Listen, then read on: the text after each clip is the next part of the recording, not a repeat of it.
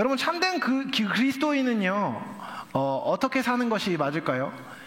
하늘을 소망하며 사는 것이 옳습니다. 그는 예수 그리스도로 말미암아 영원한 생명을 얻었기 때문에 성도에게 삶의 목적은 단순히 이 땅의 성취가 아니지요.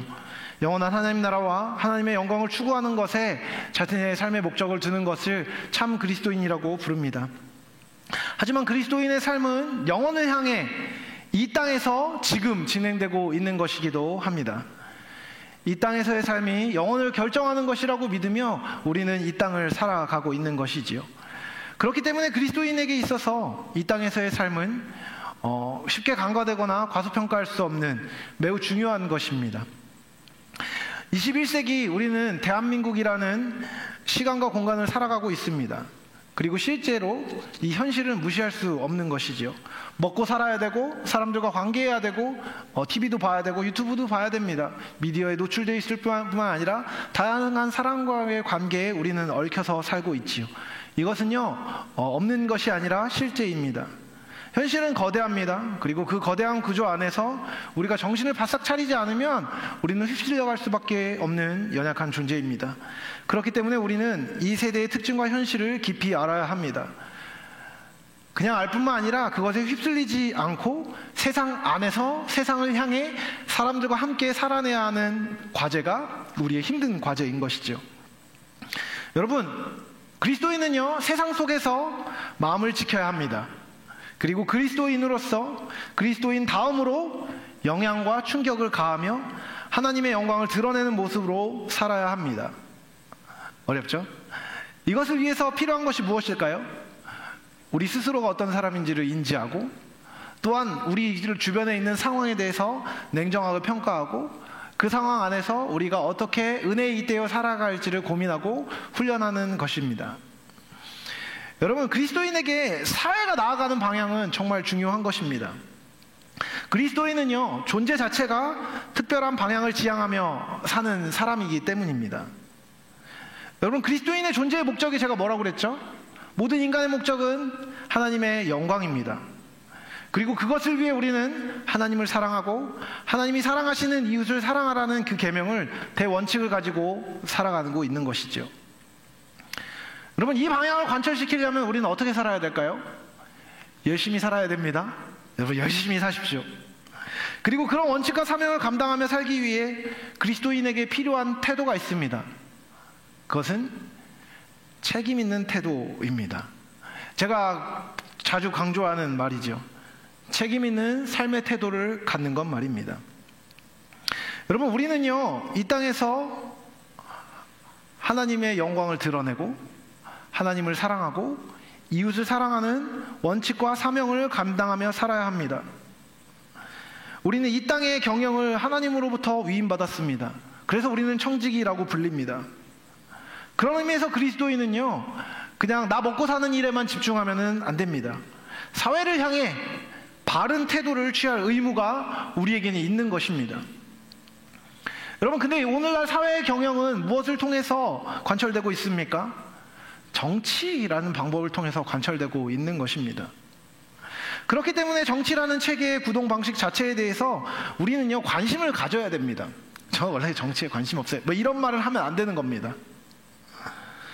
바른 이해를 가져야 하고, 그 이해를 기반으로 자신의 입장을 명확하게 하고 그 입장에 충실하게 행동하며 사는 것, 그것이 책임 있는 태도인 것이죠. 여러분, 오늘날 대한민국의 정치 지형, 그리고 그것에 대한 한국교회의 입장은 어떻습니까?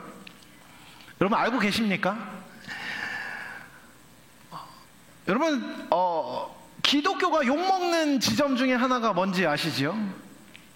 너무 오랜 기간 동안 교회에서는요, 특정 정치적 입장에 편중되거나 정치 자체에 무관심했던 것이 사실입니다. 하지만 오늘날 교회와 성도 앞에 놓인 상황은 너무나 달라졌습니다. 교육과 경제의 수준이 올라가고 많은 사람들이 민주주의라는 체계를 더 많이 이해하게 되었습니다. 그리고 그 안에서 무엇이 옳은지 무엇이 그른지에 민감하게 반응합니다. 여러분, 요즘에 우리 젊은 세대들, MZ라고 불리는 세대들이 굉장히 민감한 가치가 뭐죠? 공평입니다. 그렇죠? 공정이죠. 공정이라고 부르는 그 가치에 민감하게 반응합니다. 다양한 이해와 가치가 충돌하는 지점에서 세상은 교회를 향해서 질문을 던집니다. 이 지점에 기독교는 무엇을 말하냐고 말입니다. 다수의 하나님을 모르는 사람들은요, 우리가 그것이 주님의 뜻입니다 라고 덮어놓고 얘기하는 교회의 대답을 비웃습니다. 그들은 덮어놓고 무작정 내뱉는 답변이 아니라 가치에 기반한 논리적이고 합리적인 답변을 원합니다. 교회와 기독교의 가치에 동의하지 않더라도 납득할 만한 답변을 원한다는 것이죠. 여러분, 오늘날 교회는요, 현실에 깊이 뿌리 내리고 있습니다. 사회 악의 문제에 대해서 교회는 어떻게 말해야 되느냐 질문을 던질 것입니다. 여러분, LGBT로 대변되는 성소수자의 문제, 북한 문제, 전쟁 난민 문제 등 민감한 사회적 정치적 이슈에 대해서 우리는요, 기독교인으로서 답을 가지고 있어야 합니다. 정치라는 분야를 살펴보면요, 여러분, 그리스도인이기 때문에 입장을 내놓는 경우가 매우 드물다는 것 알고 계십니까? 그리스도인됨이 자신의 사상의 근거인 경우가 거의 없다고 표현할 수 있습니다. 여러분, 진보 진영에 그리스도인들이 많이 있습니다. 반대로 보수 진영에도 몸담고 있는 그리스도인들이 있지요.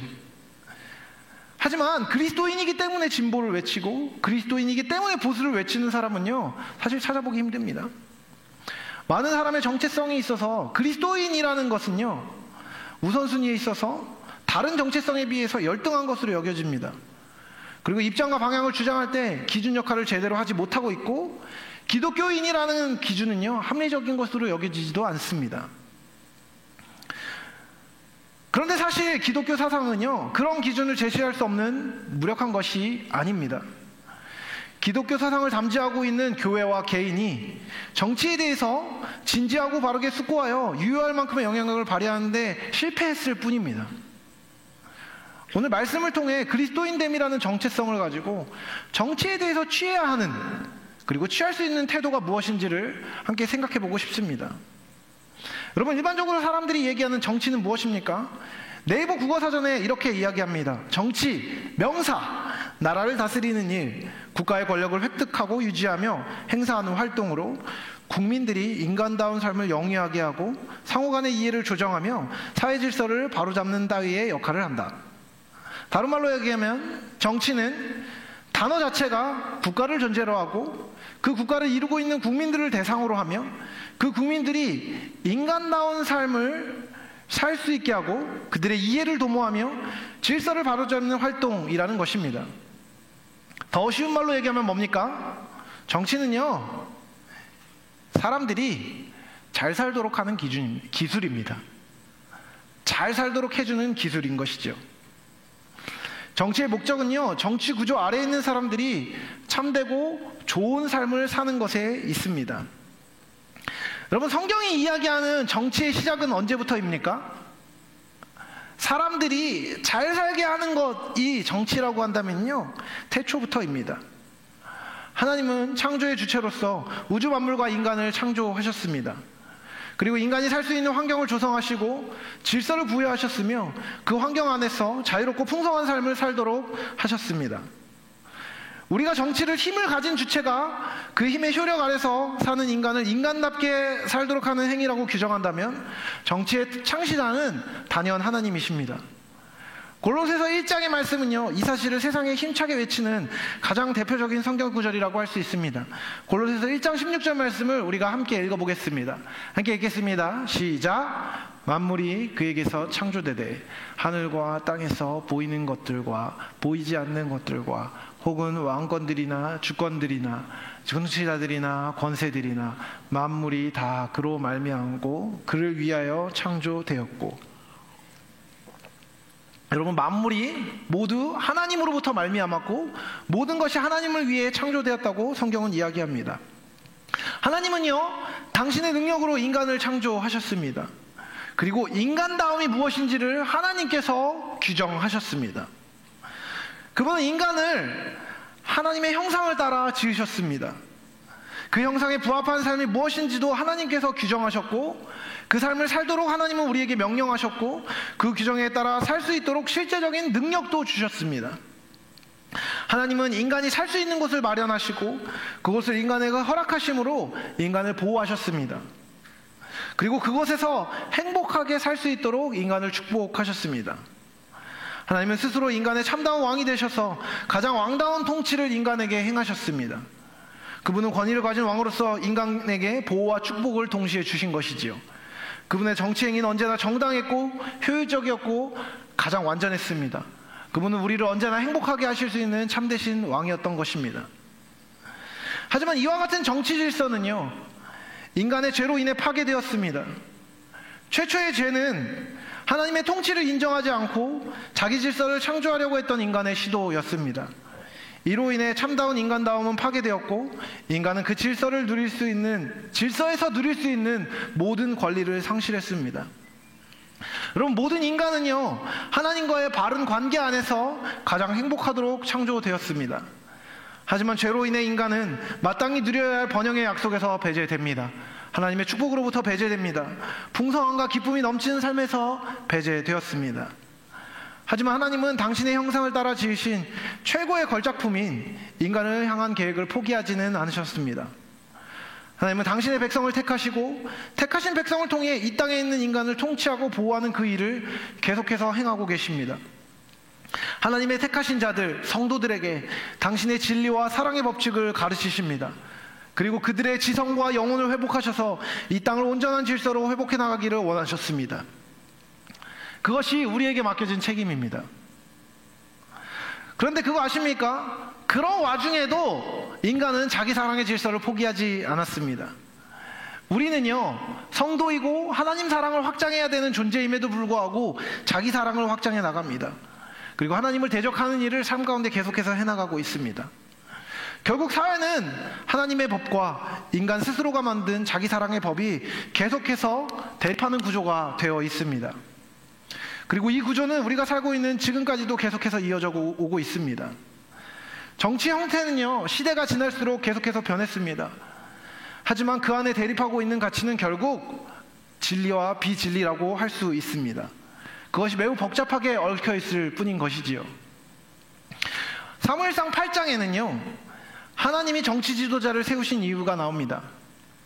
피조물인 인간은 하나님의 통치를 거부하고 자신들을 다스리고 통제할 수 있는 눈에 보이는 지도자를 하나님께 요구합니다.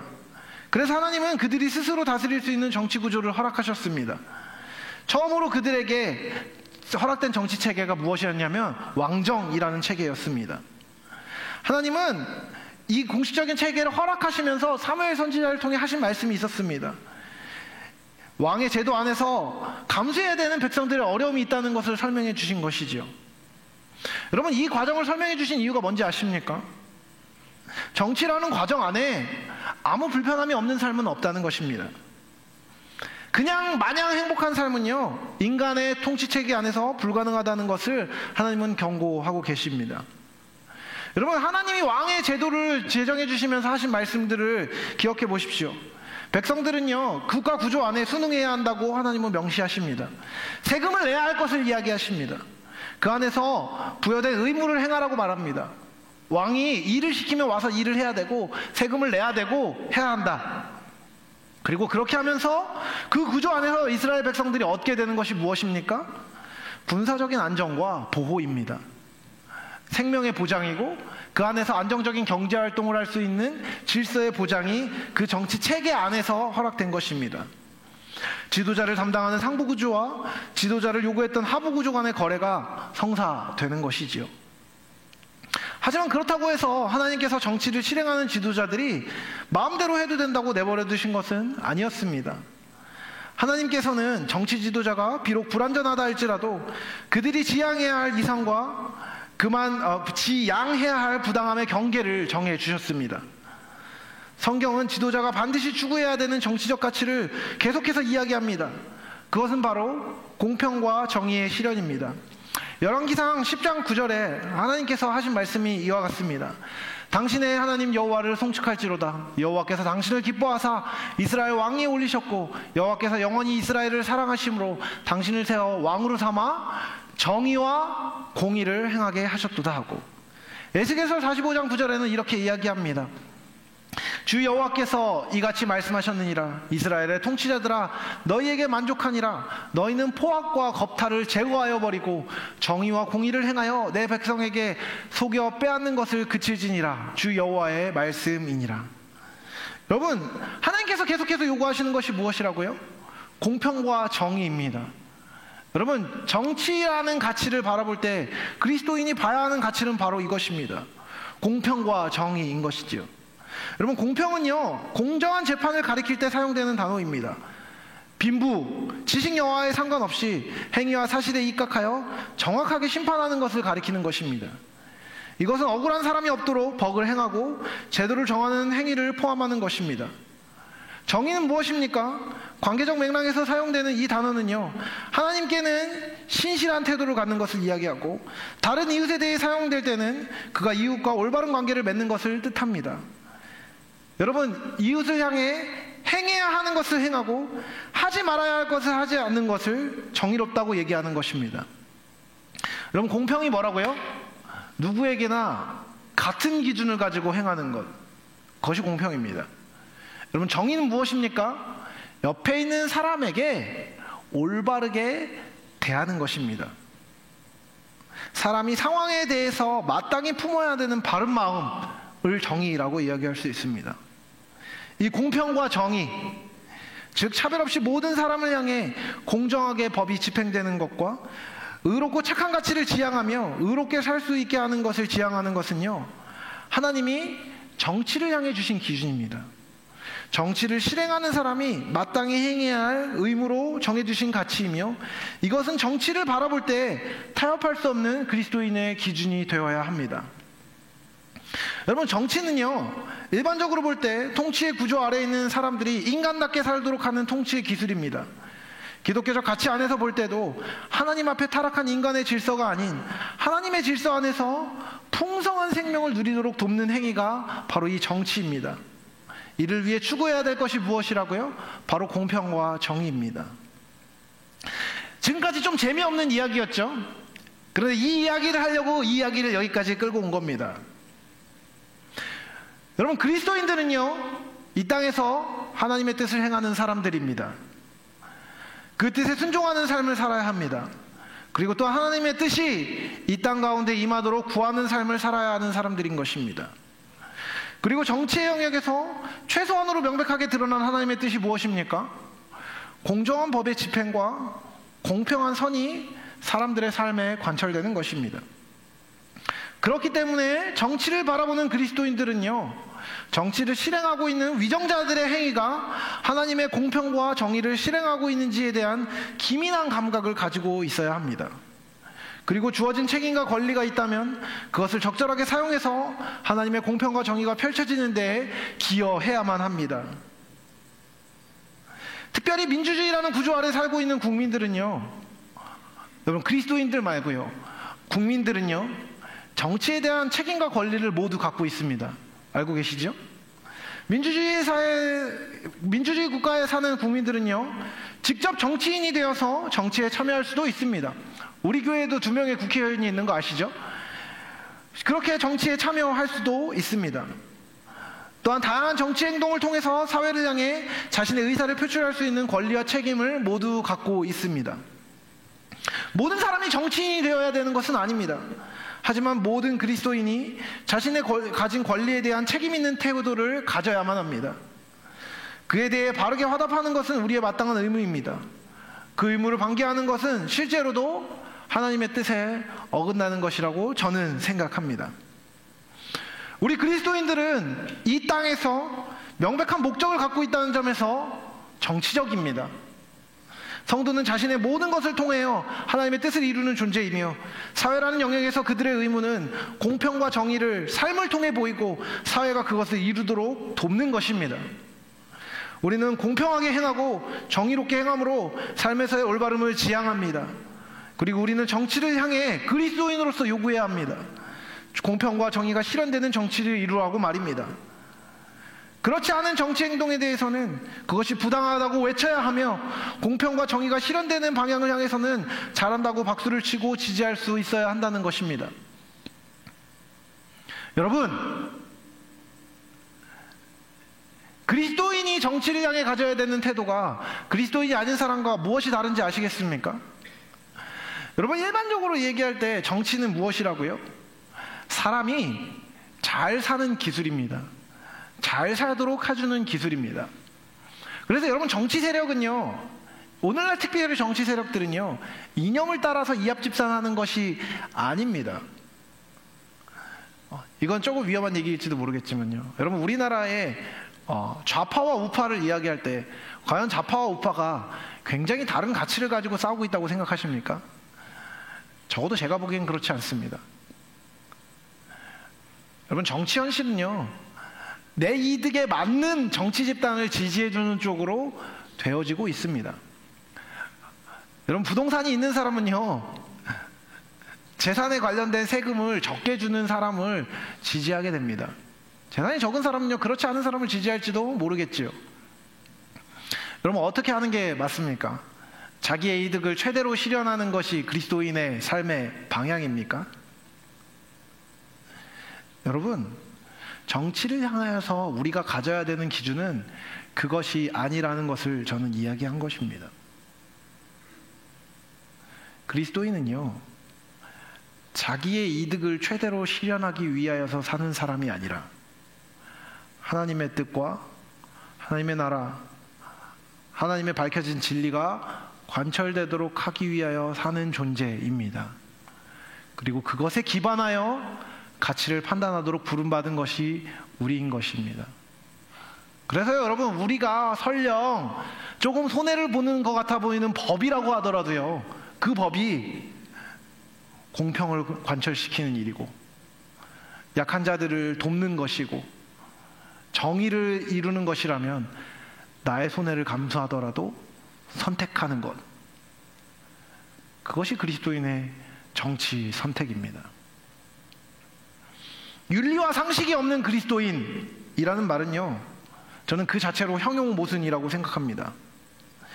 참된 그리스도인은 참된 인간을 지향하는 것입니다. 여러분, 정신 차리십시오. 그리스도인은요, 인간다운 삶을 살아야 하는 것입니다. 참된 인간은요, 사회에서 지금 통용되고 있는 윤리와 상식을 알아야 합니다. 그리고 그 윤리와 상식이 하나님 앞에서 올바른 것인지 아닌지를 판단할 수 있는 기준을 가져야 합니다. 그 일반적인 윤리와 상식에도 못 미친다면요, 그리스도인이 아닌 것이죠. 일반적인 윤리와 상식에 더하여 그것을 넘어서는 하나님의 사랑과 진리의 법을 더하여서 구별되는 삶을 살아야 하는 존재가 바로 그리스도인입니다. 그래서 여러분에게 요구되는 것, 우리에게 요구되는 것은요, 다른 사람보다 비교적 괜찮은 삶이 아니라는 것을 기억하십시오. 정치적 사안에 대해서 스스로의 기득권과 유익, 스스로가 가진 자신만의 기준과 이해관계에 따라서만 판단하는 사람은요, 그가 진보든 보수든 그리스도인이라고 할 수 없습니다. 하나님의 뜻이 가장 우선순위가 되어서 공평과 정의가 실현되는 것에 최고의 관심을 두고 그것을 위해 자신의 것을 포기하고 내어주는 헌신과 권리 포기를 실천하는 정치적 성향을 가진 사람이 그리스도인인 것입니다. 여러분, 너무 순진하고 이상적이라고 생각되십니까? 그렇다면 그 생각은 그리스도인의 생각은 아닙니다.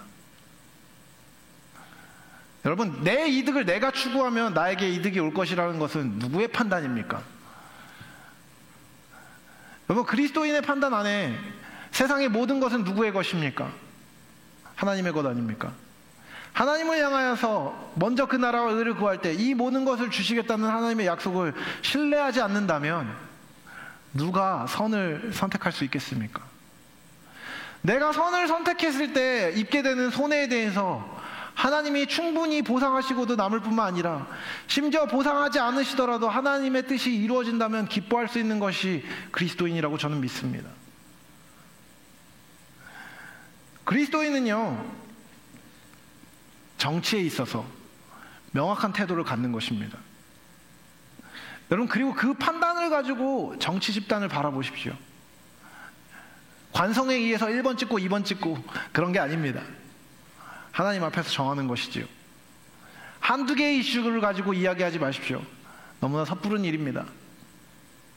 사람들이 자극적으로 표를 끌고 모으기 위해서, 기독교에 호소하기 위해서 사용하는 몇 가지 정치 아젠다에 의해서 여러분 너무 휘둘리지 마십시오. 그것은 무책임한 일입니다. 그래서 저는 여러분에게 이야기하는 것입니다. 무슨 말이든 다 덮어두고 목사님 말 들어, 이게 아니라요, 하나님 앞에서 공평과 정의가 무엇인지에 대해서 여러분 고민하십시오. 기도하십시오. 그리고 그에 합당한 행동을 하십시오. 그것이 그리스도인이 행해야 되는 정치 행위입니다.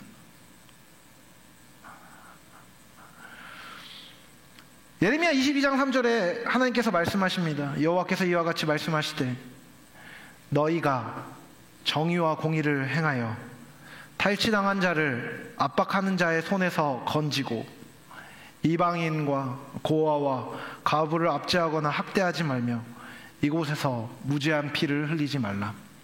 이 말은 무엇입니까? 여러분, 우리는요, 손을 꽉 붙잡고 내가 가진 것을 지키기 위해 애쓰는 자가 아니라 손을 쫙 펴고 그 손을 내밀어 옆에 있는 사람들과 함께 살아가도록 부름받은 사람이라는 것입니다. 공평과 정의는요, 예수 그리스도의 십자가를 바라고 예수님의 가치에 헌신하여 나의 모든 것을 예수님이 원하시는 대로 하겠다는 헌신에 달려 있는 것입니다. 정치라는 주제가 여러분 우리의 삶에 너무 밀접한 것입니다.